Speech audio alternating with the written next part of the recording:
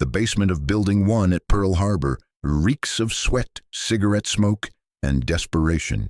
It's April 18, 1942, and Commander Joseph Rochefort paces between rows of cramped desks where exhausted Navy cryptanalysts hunch over sheets covered in 5-digit number groups. Every man in this room knows they're losing the war.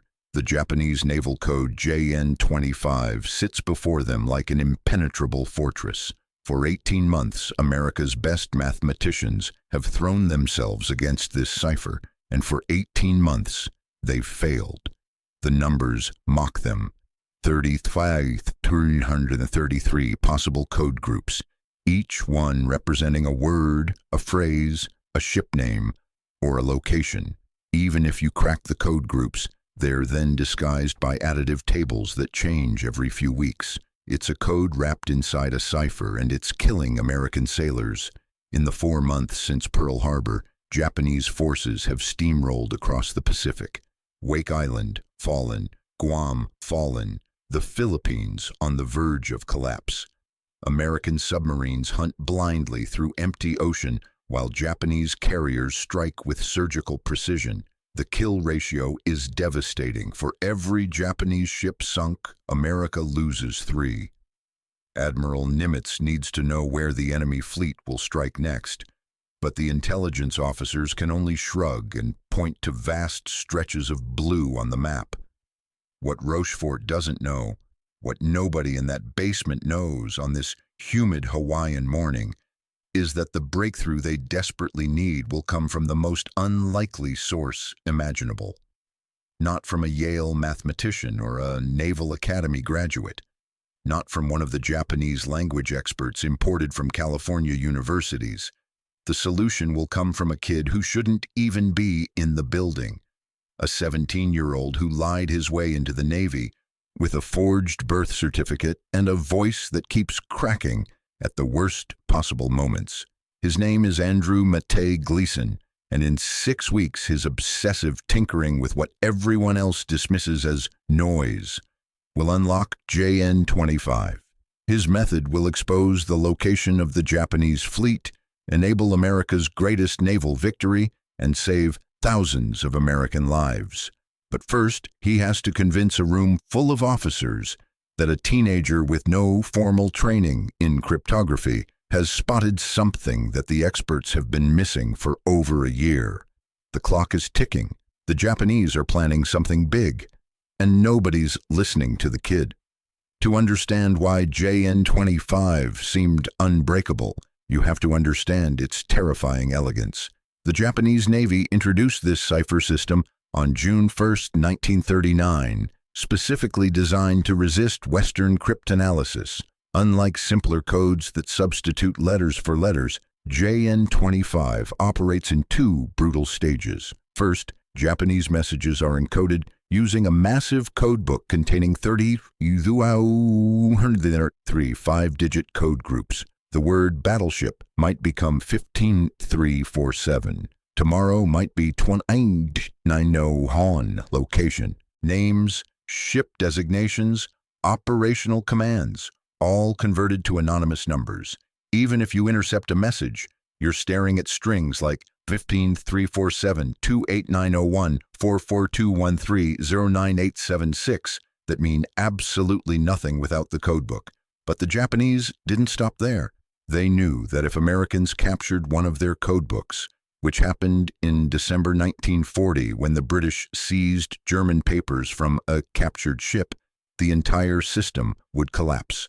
So they added a second layer, additive encryption. Before transmission, operators add random 5-digit numbers from separate additive tables to each code group. Now, 15347 becomes 4ISM892 or 9134 or any of billions of possible combinations. And those additive tables changed every few weeks, sometimes every few days.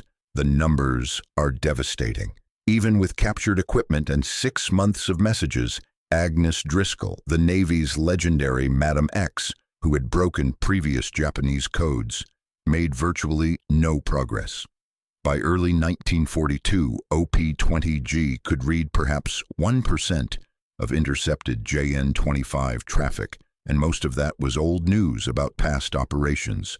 The messages that mattered, current fleet movements, upcoming attacks, remained opaque.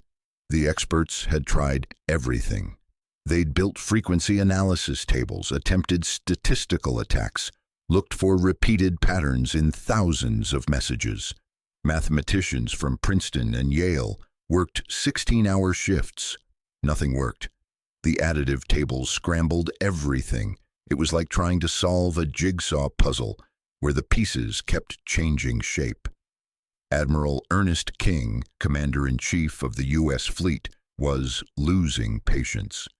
"Gentlemen," he told naval intelligence officers in March 1942, "the Japanese are running circles around us. They know where our ships are. We don't know where theirs are. This cannot continue." But nobody had answers. The Office of Naval Intelligence estimated it would take another 2 years to make meaningful progress on JN-25, assuming they could recruit 50 more cryptanalysts and double their computing resources. 2 years. By then, the war might be lost.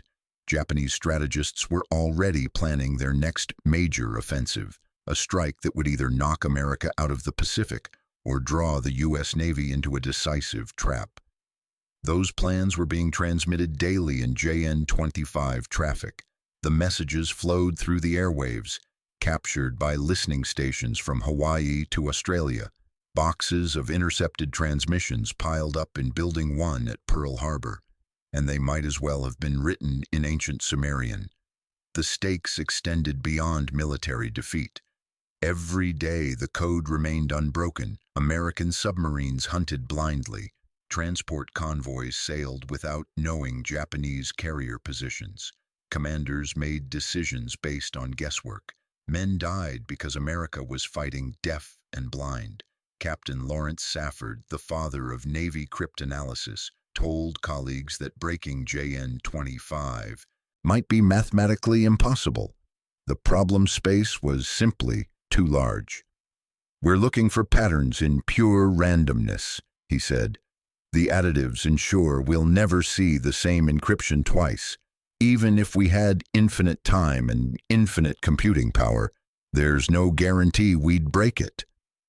Into this atmosphere of defeat and exhaustion stumbled a kid from Fresno, California, who wasn't supposed to be there, who had no business wearing that uniform, and who was about to prove all the experts catastrophically wrong.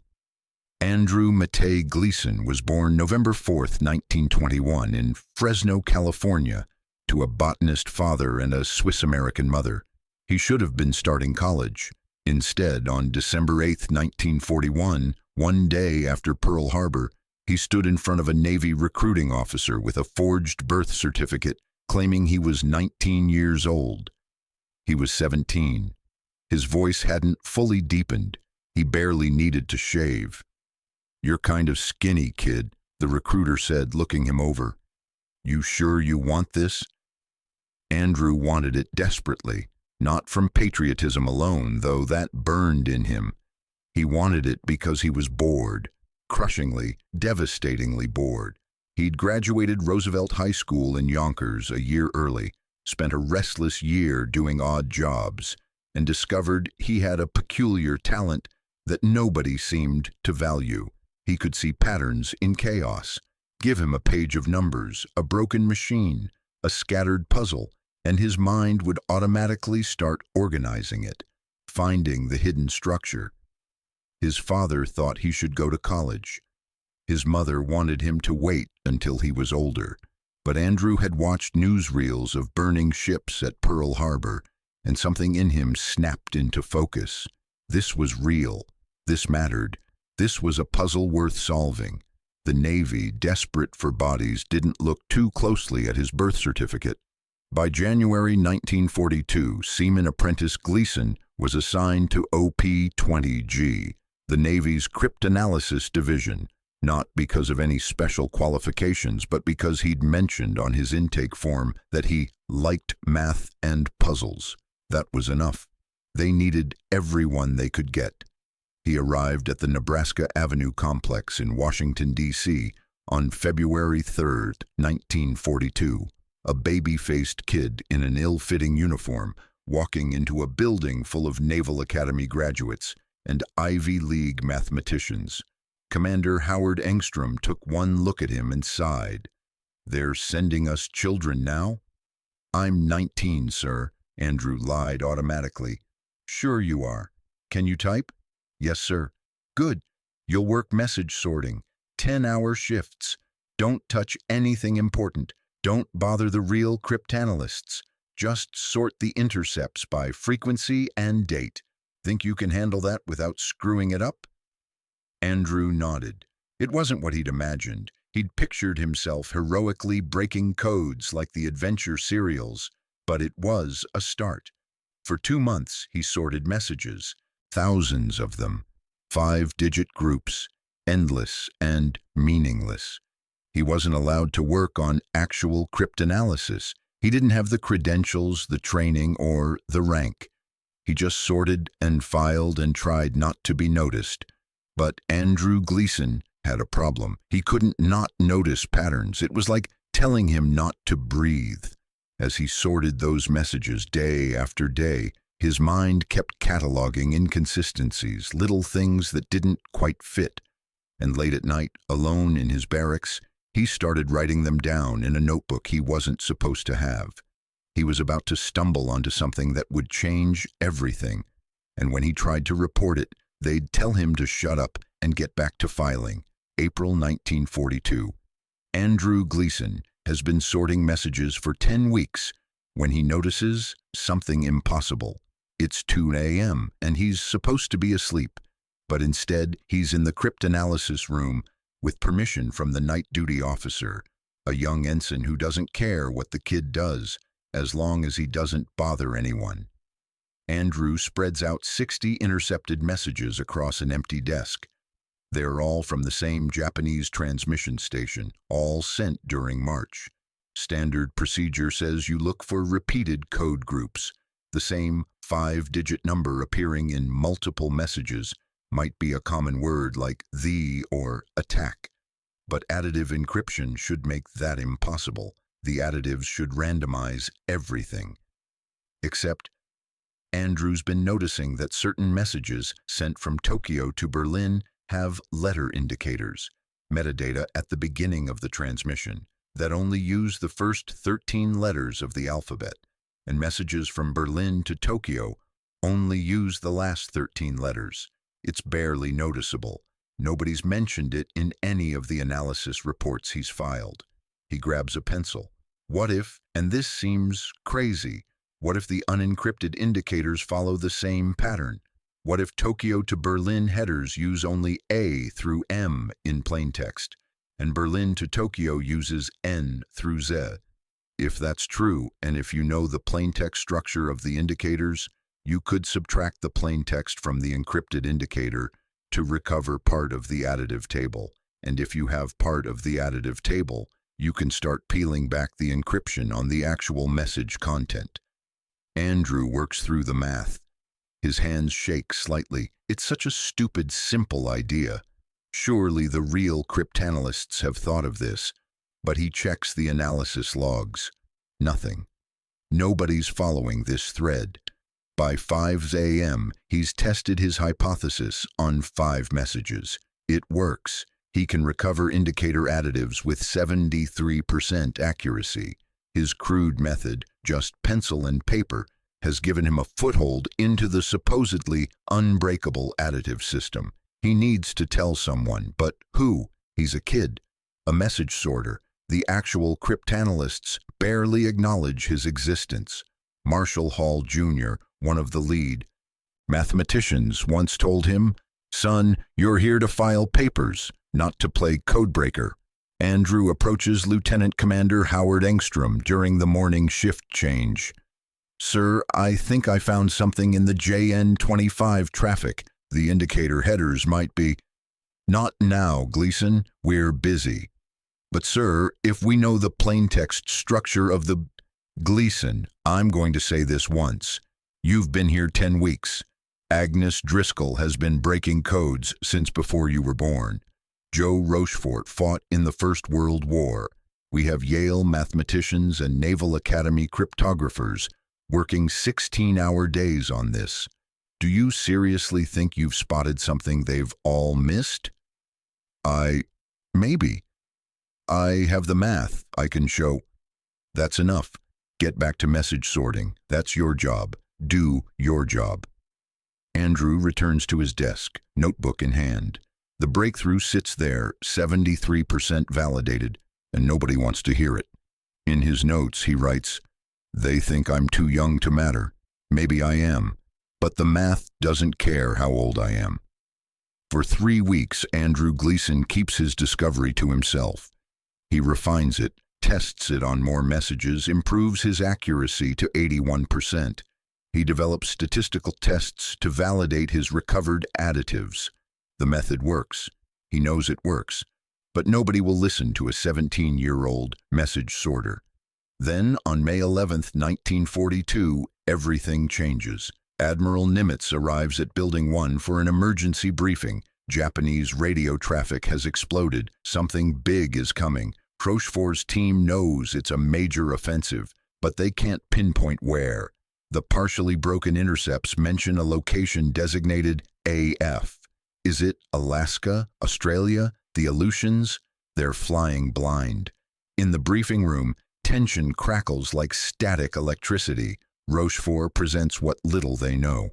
"We're reading maybe 5% of current JN-25 traffic, sir. We can confirm major carrier movements, but locations and timing remain unclear. The additive tables are changed too frequently. We can't crack them fast enough." Admiral Nimitz stares at the map. "Commander, I need to know where they're hitting. If I deploy the fleet to the wrong location, we lose the Pacific. Do you understand? Everything depends on you people breaking that code." "Sir, we're doing everything."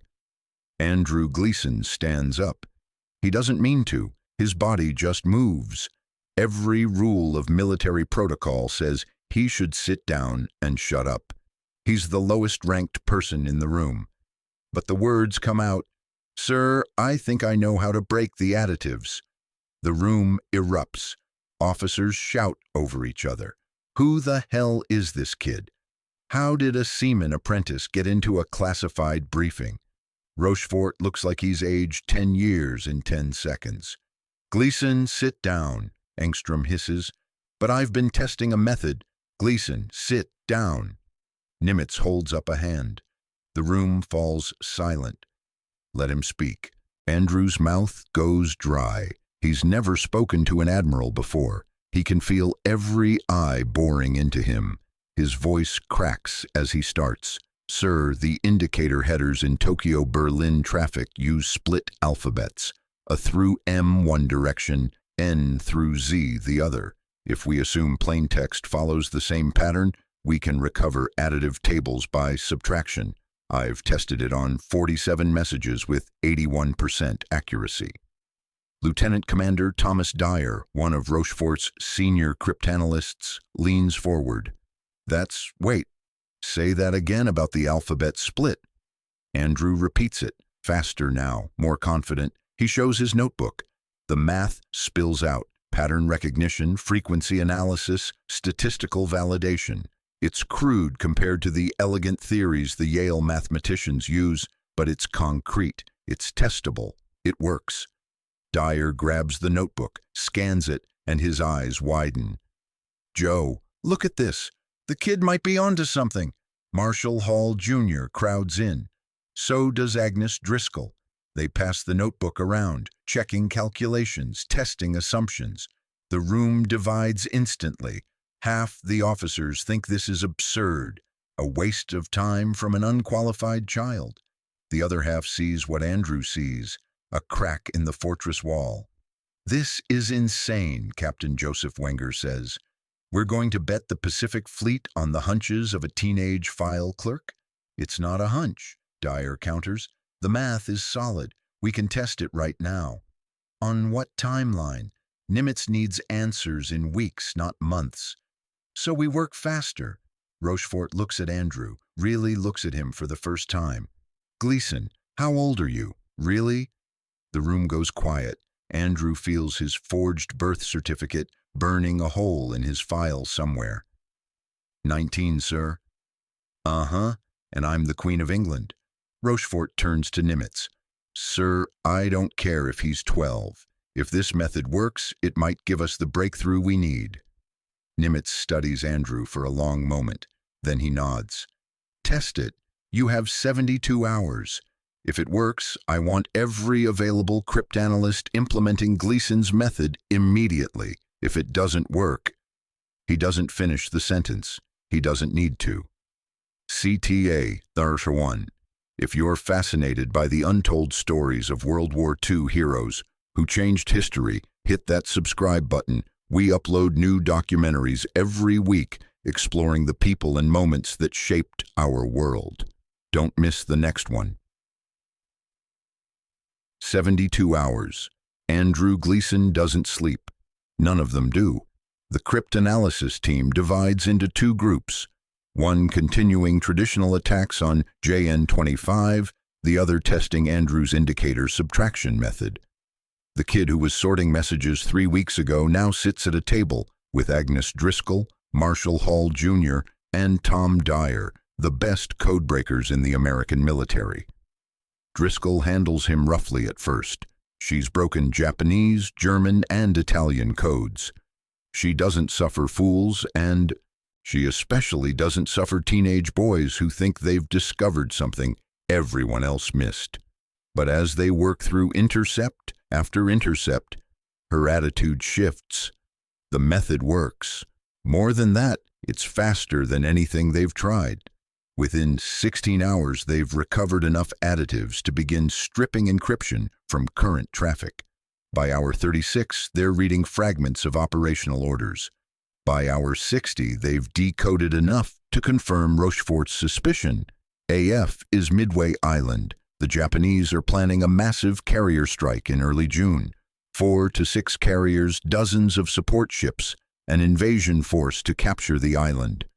Nimitz gets the intelligence brief on May 14, 1942. The location, the timing, the force composition, everything he needs to plan an ambush. He sends 3 carriers, Enterprise, Hornet, and Yorktown, barely repaired from earlier battles, to position themselves northeast of Midway. The Japanese don't know they're walking into a trap, but the intelligence keeps coming, and it's Andrew's method that's unlocking it. By May 27th, OP-20G is reading 40% of current JN-25 traffic, an unprecedented breakthrough. They identify the Japanese carrier divisions, Akagi, Kaga, Soryu, Hiryu, the flagship commanders, the attack timeline.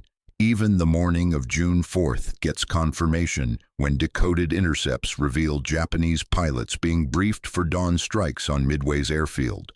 On June 4th, 1942, at 10:26 a.m., dive bombers from Enterprise and Yorktown catch 3 Japanese carriers with their decks full of armed and fueled aircraft. In 5 minutes, Akagi, Kaga, and Soryu are burning wrecks. Hiryu launches a counterstrike that cripples Yorktown, but American bombers find her in the afternoon. By sunset, 4 Japanese fleet carriers are sinking. Japan loses 248 aircraft, 3,057 men, and its best carrier pilots. The Battle of Midway isn't just a victory, it's the turning point of the Pacific War. Before Midway, Japan held the initiative, choosing when and where to strike. After Midway, they're on the defensive. Their carrier strength shattered, their operational plans exposed. And it happened because a 17-year-old with a forged birth certificate noticed that indicator headers used split alphabets. After Midway, OP-20G becomes an intelligence factory. Andrew's indicator-subtraction method evolves into a comprehensive system for attacking additive tables. The team develops mechanical aids, early IBM tabulators adapted for cryptanalysis. By August 1942, they're reading 60% of JN-25 traffic. By October, 75%. The intelligence saves thousands of lives. On August 24, 1942, decoded JN-25 traffic reveals Japanese plans to land reinforcements at Guadalcanal. American naval forces intercept them at the Battle of the Eastern Solomons. The Japanese lose a light carrier and dozens of transport ships. On October 26th, advance warning from JN-25 decrypts allows American carriers to ambush a Japanese task force at Santa Cruz. The kill ratios flip. In 1941, Japan sank 3 American ships for every one they lost. By late 1942, America is sinking 2 Japanese ships for every one lost. Submarine warfare transforms completely. U.S. submarines equipped with decoded Japanese convoy routes begin a campaign of systematic destruction. In 1941, American submarines sank 180,000 tons of Japanese merchant shipping. In 1943, armed with JN-25 intelligence, they sink 1.5 million tons. Japan's economy strangles. Oil from the Dutch East Indies can't reach Japanese refineries. Troops in New Guinea and the Philippines run short of food and ammunition, all because American submarines know exactly where the convoys will be. Even the Japanese notice. A captured diary from a Japanese naval officer, recovered in late 1943, reads, "The Americans seem to know our movements before we do. How is this possible? Our codes are unbreakable. Our communication officers assure us the enemy cannot read our messages. Yet their submarines are always waiting, their carriers always in the right position. It is as if they can read our minds." They could. They were reading the messages, every operational order, every fleet movement, every convoy route, all decoded, translated, and delivered to American commanders within hours. In November 1943, Fleet Admiral Chester Nimitz visited OP-20G. The cryptanalysts had just provided intelligence that allowed U.S. forces to ambush and kill Admiral Isoroku Yamamoto, the architect of Pearl Harbor. Nimitz walked through the basement facilities, shook hands with the codebreakers, and stopped at Andrew Gleason's desk. Gleason, now officially 19 and actually 18, stood at attention. "At ease, son," Nimitz said. "I've read the reports about Midway, about your work on JN-25.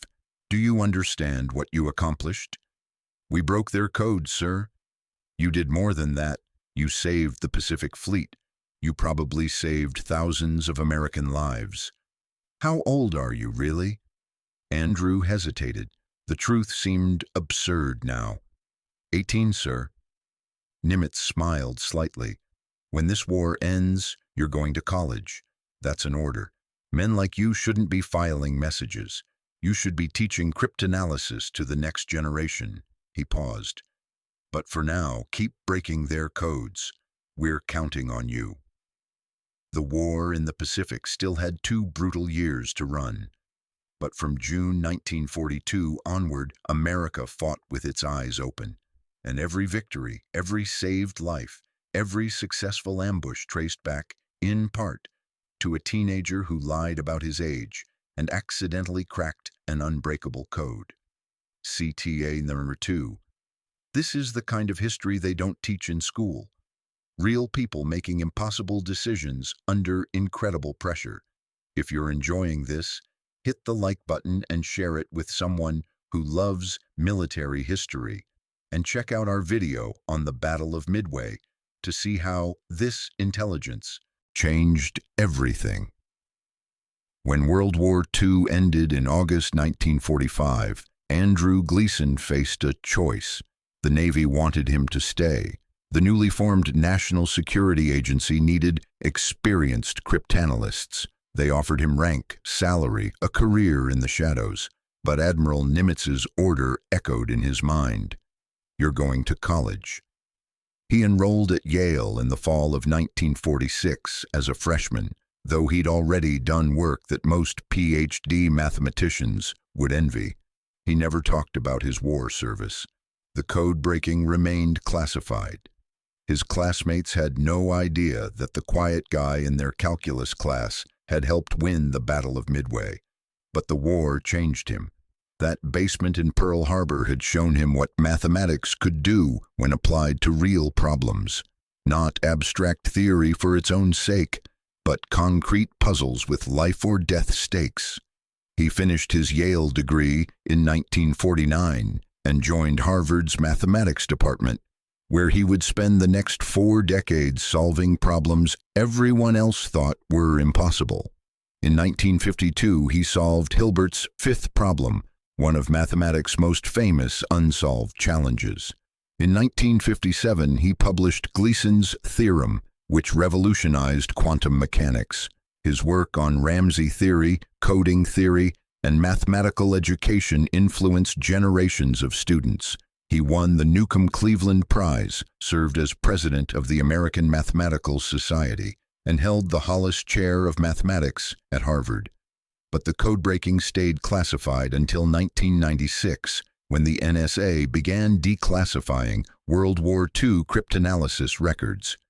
Researchers finally learned the full story of JN25, OP20G, and the indicator-subtraction method that cracked the Japanese naval code. Andrew Gleason's name appeared in the historical reports, though by then he was in his 70s, more interested in teaching than in rehashing old glories.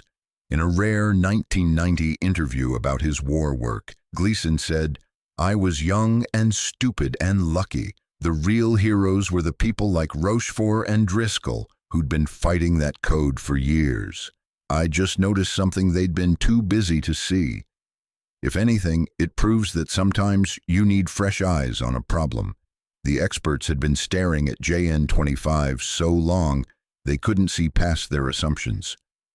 The numbers tell the story better than words. Before Andrew Gleason's indicator breakthrough in May 1942, OP20G could read 5% of current JN25 traffic. After implementing his method, that jumped to 40% within weeks and 75% by year's end. Historians estimate that JN25 intelligence directly contributed to sinking over 800 Japanese ships, saving at least 50,000 American lives, and shortening the Pacific War by potentially 18 months. Andrew Gleason died on October 17, 2008, at age 86. His obituaries focused on his mathematical achievements, Hilbert's fifth problem, his quantum mechanics work, his education reforms. Most didn't mention the war. Most didn't know. But in the Cryptologic Museum at NSA headquarters, there's a small display about JN25. It mentions Agnes Driscoll, Joe Rochefort, Marshall Hall Jr., and other legends of American cryptanalysis. And in one corner there's a photograph of a baby-faced kid in an ill-fitting Navy uniform, standing in front of a desk covered in 5-digit number groups. The caption reads, "Seaman Andrew M. Gleason, OP20G, 1942. His indicator-subtraction method helped break JN25 and win the Battle of Midway." It doesn't mention that he was 17. It doesn't mention the forged birth certificate. But the historians know, and now, so do you. The lesson isn't about lying to join the military, though thousands of young men did exactly that in World War II. The lesson is about what's possible when someone refuses to accept that a problem is unsolvable, when fresh eyes look at old assumptions, when a kid who's not supposed to be in the room speaks up anyway. The code wasn't really unbreakable, it just needed someone who didn't know it was supposed to be impossible. And sometimes, that's all it takes to change the world.